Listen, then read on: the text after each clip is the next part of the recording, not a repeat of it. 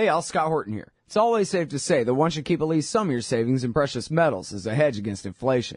And if this economy ever does heat back up and the banks start expanding credit, rising prices could make metals a very profitable bet. Since 1977, Robertson Roberts Brokerage Inc. has been helping people buy and sell gold, silver, platinum, and palladium, and they do it well. They're fast, reliable, and trusted for more than 35 years. And they take Bitcoin. Call Robertson Roberts at 1-800-874-9760 or stop by rrbi.co.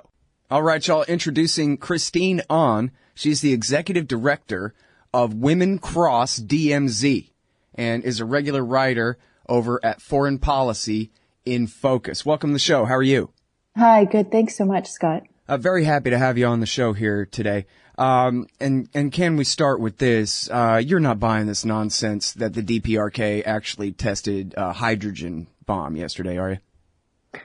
Well, it's hard to know what really happened because it hasn't been independently verified. But what we do know is that there was an earthquake. The UN monitoring agency showed that, there was some kind of activity, and North Korea itself made a special announcement announcing that they did test and successfully tested a hydrogen bomb. But it's going to be days until it can be independently verified. Mm-hmm. Well, I guess, and this might be my mistake going off U.S. government information, but they said this morning on MSNBC that the U.S. is saying it was a 15 kiloton blast, it was smaller than that, 10 kilotons, the size of the Hiroshima bomb. So, doesn't sound like a thermo nuke. Yeah, well, and that's also coming from South Korea, from their, foreign ministry and their national security agency, that they suspect it was an atomic bomb test. And I don't know if this is actually, definitive or not, but I believe that the more or less consensus, although there was still kind of a question mark on the end, but I'm pretty sure the consensus among the wonks was that the first two tests were fizzles and were incomplete chain reaction, basically failures. The first two atom bombs they tested. And then the third one seemed like maybe it was a success, but they didn't have enough information from that one to really be able to tell. But I think I read yesterday that this earthquake, the vibrations from this one were the exact same virtually as the previous test.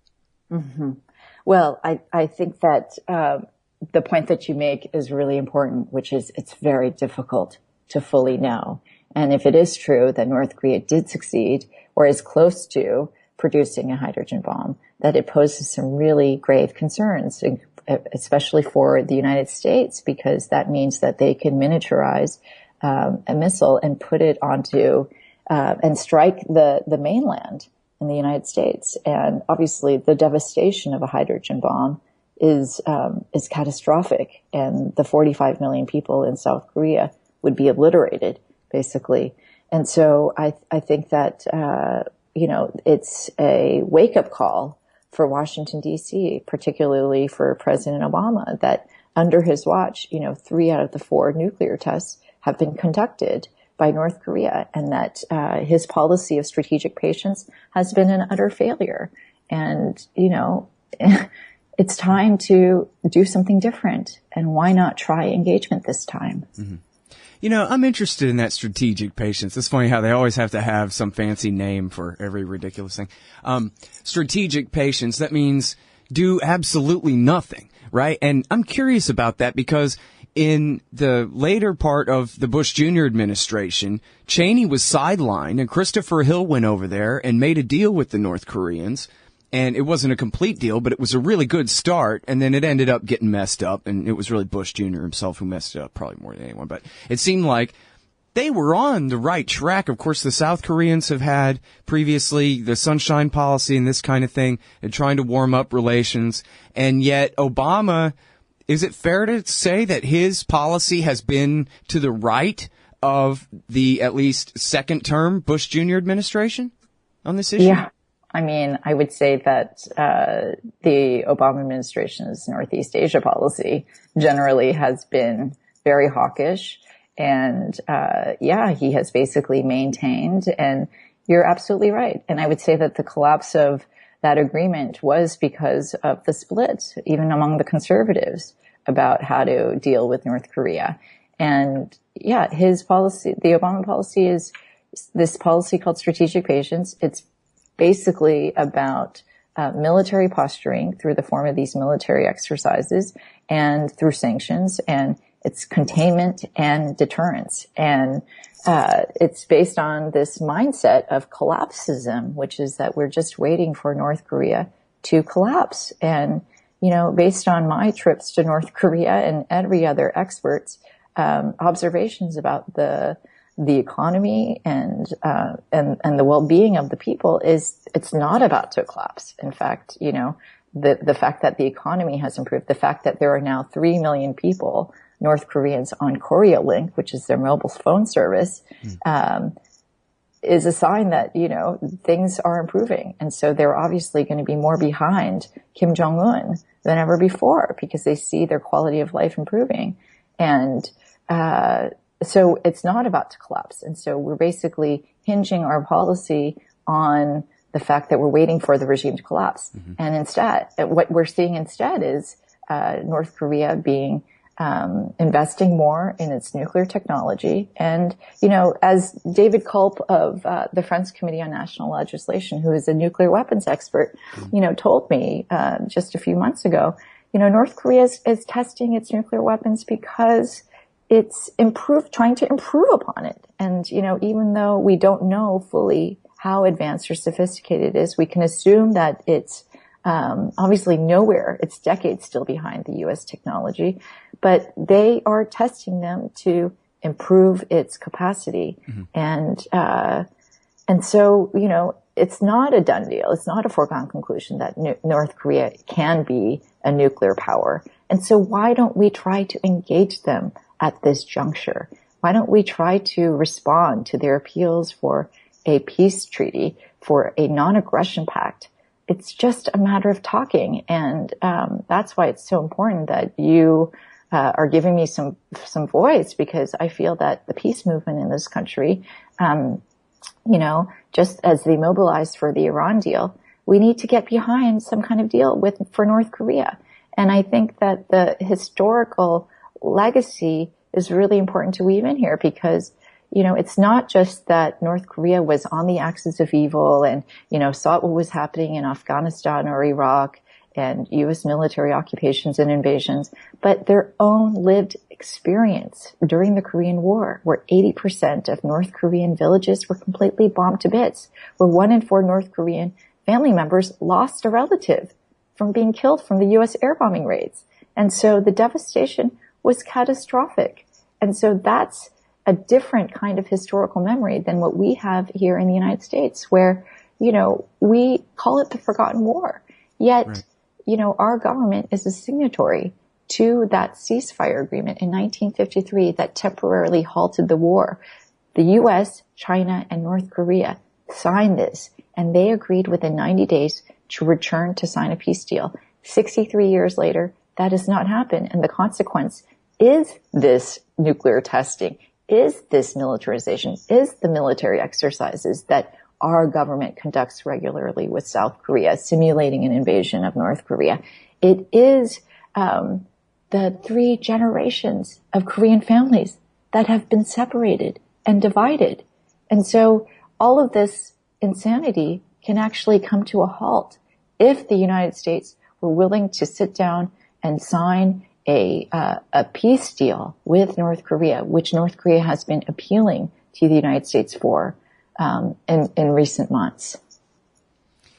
You know, I just think that there's no doubt about the possibilities here, and it's very confusing to me. I'm sure it's all wrapped up in the China pivot containment policy and all of this, but even understanding that, I don't understand where it fits. I can't understand why Obama would have given up his entire presidency, would have given up the opportunity for a pretty easy victory here, a pretty, you know, a political success in coming to some kind of agreement with the North Koreans. And, you know, as far as them possessing nuclear weapons, or, you know, somehow rejoining the NPT as a non-nuclear weapon state, that cow is out of the barn. George W. Bush already ruined that opportunity by driving them out of the agreed framework deal back in 2002 and 3.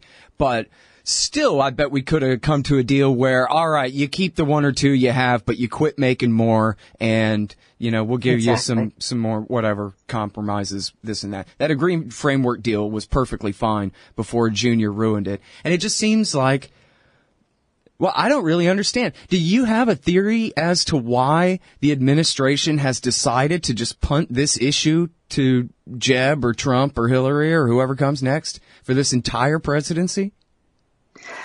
Well, I think it is a quandary. I mean, I agree with you that North Korea would seem to be an easy diplomatic victory, except in the eyes of the world, North Korea is the villain. And I'm not sure how much support there would be in Washington to engage, because the way that North Korea has been so badly vilified. I think that, one theory is that in its pivot to Asia, where 60% of the U.S. Air Force and Navy will be in the Asia Pacific by 2020, which is, just 4 years from now, that in its containment of China, that it has a very nuanced relationship, the frenemy relationship with China. And so North Korea just happens to play a very convenient boogeyman that allows the regular conduction of U.S. military exercises with its allies, with Japan and South Korea, right near China's border. And that, it's much easier to justify this military buildup when there is a hated enemy like North Korea versus China. Well, it helps prevent the reunification of the Korean Peninsula as long as there's a crisis. Absolutely. And that's really the big deal that they would never say on TV, is that the Pacific Ocean belongs to America. And that includes everything on the west end of it too. And, and so, 2 Koreas is easier to handle than one. If you had a united Korean Peninsula with the South's economy and the North's nukes, now you have a whole new power in the Pacific that you got to deal with. Keep them divided, keep them conquered, even if the North is sitting on some A-bombs. Right, absolutely. Wow, the American Empire is run by some real cynical bastards, it seems like. And, Gordon Prather used to... I'm sorry, go ahead. Well, unfortunately, it's what's driving our economy. I mean, arms exports is, I don't know if it is but it is one of the key exports. And so we have to maintain crises all around the world so that we can continue to maintain our economy. And I think that is what's truly sad. And we, desperately need to change that around. Yeah, absolutely. Gordon Prather used to point out a joint press conference between George W. Bush and I believe it was President Rowe at the time, where the president misunderstood Bush and said, "I'm sorry, did you just say that we could have reunification talks at the same time or even prior to having some nuclear talks? That's great. We want to do that." And Bush said, "No, that is not what I said. Damn it." And pounded his hand on the podium and said, "No, what I said was, they must accomplish all nuclear talks first, and only then will we allow any other negotiations to take place." And this is, of course, after he personally has already forced the North Koreans out of the agreed framework and the non-proliferation treaty, created the crisis, and said only after they bow to all of our demands now, only then can you guys talk about reunification. Oh, I know. I mean, and that's where I think it's incredibly important. And thank you, Scott, for bringing in that history, is that at the time when North Korea landed on the Bush administration's axis of evil, that there was an incredible historic engagement, with Kim Dae-jung, and between North and South Korea. They signed the June 15 Accord, which began the process of reconciliation and reunification. The Kim Jong-il and Kim Dae-jung, the South Korean president at the time, agreed to begin the process of family reunifications, civil society engagement, the integration of their economy through the beginnings of these joint economic zones, which is Kaesong, and that they would decide, let the future decide, but that these important steps were needed to begin that process. And this was completely jettisoned by the Bush administration. And so when we say that there needs to be peace on the Korean Peninsula, it's not just the domestic motivations or the efforts of North and South Korea. It has to include the United States, because we, as a signatory, as a kind of superpower in the region, as a signatory of a mutual defense treaty with South Korea, we have been playing a huge role, and we have to put pressure on our own government to realize that as a signatory to this armistice, we have a responsibility to end the Korean War. And, the thing that I find also interesting about North Korea's timing of this nuclear weapons test, I think has a lot to do with the recent Comfort Woman deal that was signed between South Korea and Japan. As you may or may not know, just about a week ago, South Korea signed a deal basically absolving Japan of its historic war crimes against these women, 200,000 women, and gave up this, the fight that these comfort women, these grandmothers in their 80s and 90s who have valiantly spoken up about the horrors that they experienced when they were sex trafficked by the Japanese military, and wholesale just like threw them under the bus. And we see in news reports that the U.S. is applauding this, and that's because the issue of the comfort women has been a major sore in the trilateral alliance. The way that the U.S. sees as the bulwark against a rising China is containing through South Korea and Japan. And if these allies that they depend upon to basically be a front against China can't even get along or can't even communicate or can't be in sync because they can't get over this comfort women issue. And now South Korea basically has gone along with the U.S. program. And, I hate to say it, but I'm sure North Korea views that as, okay, they're emboldening, and we have to flex our military might to show that we will use all deterrents possible in the case of some kind of military intervention for regime change.